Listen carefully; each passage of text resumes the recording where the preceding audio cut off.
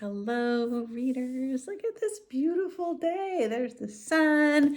It's so beautiful outside. I love beautiful sunny winter days. This one is very, very, very cold right now. It is probably, maybe it feels like 2 degrees. It's very cold outside, so I'm all snuggly inside. And I thought I would share a story with you. It is called Here Comes Darrell. Look, the book kind of matches the outside. That's why I chose it. Here comes Darrell. This morning we had a lot of fresh snow. Well, about that much fresh snow outside. It didn't need to be plowed, but there were some spots that needed to be shoveled. And I love shoveling. Okay, here's the story. The thermostat reads 2 below zero, and it's snowing hard at 4 a.m., but Darrell is ready to work. I'll be home for breakfast, he says to Judy. I'll make eggs and home fries, she promises. 4 a.m., that's so early. That's why it's still dark out. Thank you, Judy, for getting ready for breakfast. The main roads will be cleared by the town plows, but people with long driveways will be trapped without Darrell. His old truck starts on the second try, and Buster jumps into the front seat. It's so cold that Darrell's nose hairs freeze. As he pulls away, he notices his barn roof sagging under the weight of the snow. First, Darrell plows out the folks who must get to work early. Porch lights flash in thanks, and he blinks his headlights back. His stomach growls as he glimpses a neighbor making breakfast. By 7 a.m., he has plowed 21 driveways. Wow. Do you have someone that comes early to plow your driveway, or does somebody at your house have to do it? We have somebody at my house that does it. Somebody's. The truck radio blares. All schools are closed. That's my favorite thing. Good thing, right, Buster? Buster barks. The roads are too slippery for school buses. The Hart's driveway is so steep and narrow that there's not much room to dump the heavy snow. As Darrell lowers the plow, the rear wheels slide off the road. He rocks the truck back and forth, back and forth. The tires swirl, the engine whines, and the back end swings closer to the ditch. Come on, come on. Darrell thumps the dashboard. Ooh, slippery and heavy snow. And the truck jumps forward. Buster almost falls off the seat. At the house, Tommy Hart waves.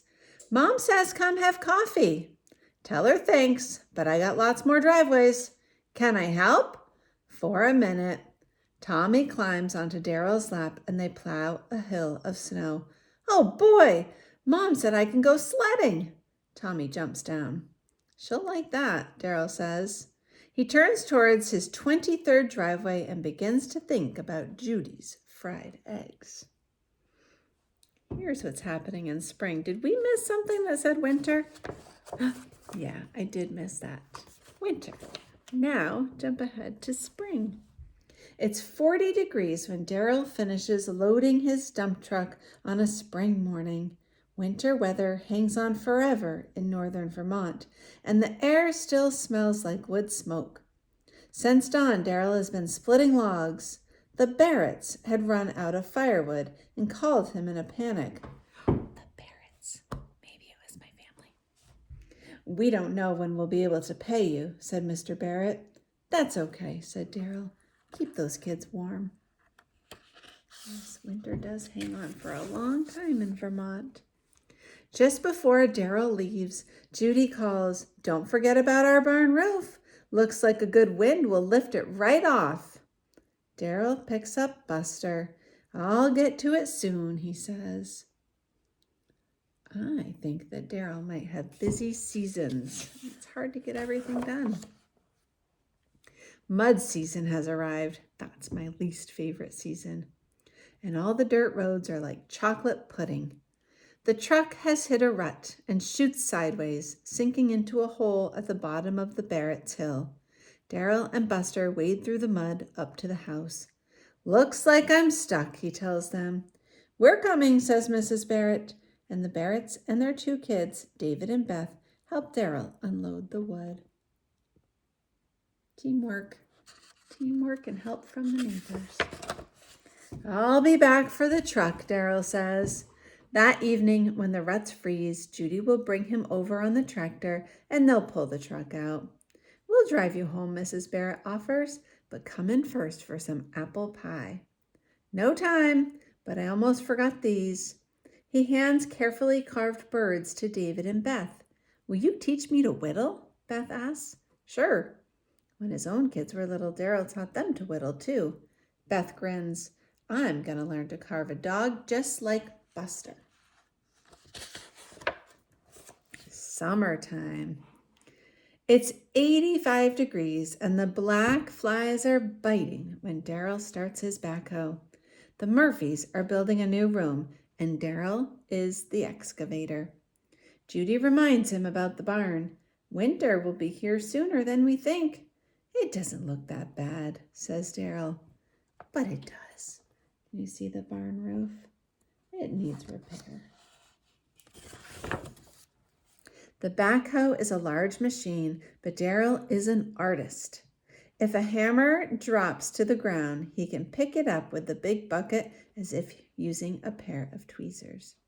He begins scooping and moves load after load of earth. The Murphys arrive as he finishes digging.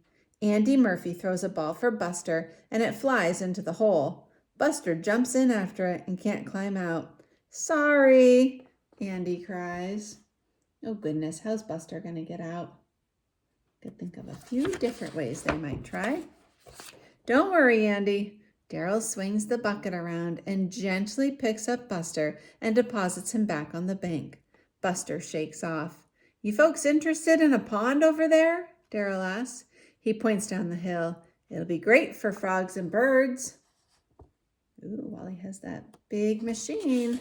That would be another job. "I want frogs," Andy says, and his parents nod yes. The Murphys hear the backhoe for the rest of the day, and the next, and the next. Every day, Andy brings his frog net and watches the pond fill with water. What a beautiful scene. Autumn or fall. You see it in my sunshine right there. It is 50 degrees and the wind is fierce when Darrell, Judy, and Buster climb into the old truck on a brilliant October day. They're off to visit the neighbors to see what everyone needs before winter. Judy keeps a list. "What about our barn?" she asks. "Tomorrow, I promise," Darrell says, and he means it because soon the cows will have to come inside. The barn's getting worse. Some people need to have their driveways fixed. Some need firewood. The wind picks up and the list grows longer. Tree branches crash onto the road and Darrell holds tight to the steering wheel on a gusty hill. "Now I'm worried about that roof," he says. When they get home, their barn roof is gone. Oh no. Mrs. Hart leads Darrell to the table. "We brought over some supper. Come and eat. It's getting dark outside, but inside it feels as if the sun is shining." Hang on, did I miss a page where maybe there are some helpers? I missed a page where there are some helpers. Darrell slams on the brakes and jumps out of the truck. Buster runs in wild circles. They hurry to the barn where the Harts and Barretts are already taking measurements. Mr. Murphy greets Darrell. We saw it go and rushed right over," he explains. "We're going to have a roof raising," says Beth Barrett. Darrell looks so embarrassed that Mr. Murphy says, "You've helped all of us over and over. We're happy to help you." Love that message. Now the last page. Mrs. Hart leads Darrell to the table. "We brought over some supper. Come and eat. It is getting dark outside, but inside it feels as if the sun is shining." Beth Barrett, Andy Murphy, and Tom Hart bring Darrell and Judy heaping plates of stew and pie, and everyone is safe and sound, even Darrell. I love this story. Look at this sweet little picture on the back. Oh, I like it with the sun shining too. It's the fixed roof. What a great community they have, helping each other out, taking care of each other. Thank you for coming and enjoying this beautiful sunny moment with me. I hope that you have a great day. Maybe you will be playing in the snow. Maybe you'll be helping a neighbor, or maybe a neighbor will be helping you.